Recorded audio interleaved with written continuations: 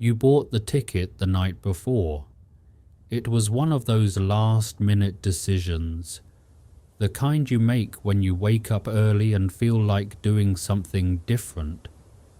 The email looked normal. The confirmation code worked. The map of the zoo was attached, just like always. You got there a little after opening, but the parking lot was empty. Not just quiet, empty. No cars, no buses, no families unloading strollers. No sound except the soft hum of the wind moving through the trees. At first you figured you were early.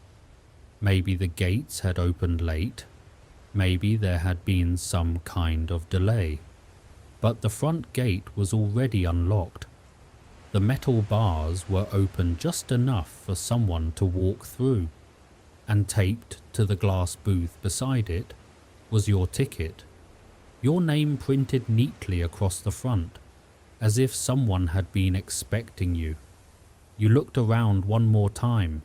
Nothing. No workers in the booth. No voices over the speakers. No footsteps on the pavement. Just rows of empty spaces stretching behind you and the path ahead.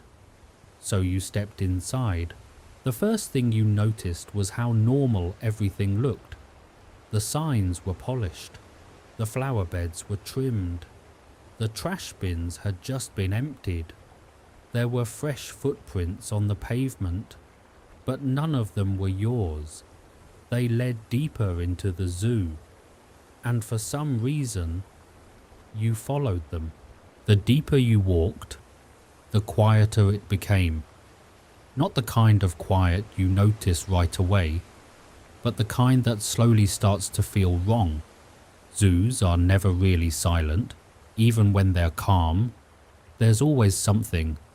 Birds in the distance, water pumps humming, a gate closing somewhere far off. But here, there was nothing, just the sound of your shoes against the pavement and the occasional rustle of leaves overhead. You passed the gift shop first. The lights were on. The front door was unlocked. Inside, the shelves were fully stocked. Plush animals, postcards, keychains. Even the register screen was still glowing. But no one was there. Not a single person. You kept walking. The path curved around toward the first enclosure. The lions, at least. That's what the sign said. You stepped closer to the glass. The habitat looked perfect. Fresh grass, clean rocks, a bowl of water that hadn't even collected leaves yet. But there was no lion, no pacing, no movement in the shade, no eyes watching from the back. Just an empty enclosure that looked like it had been cleaned this morning.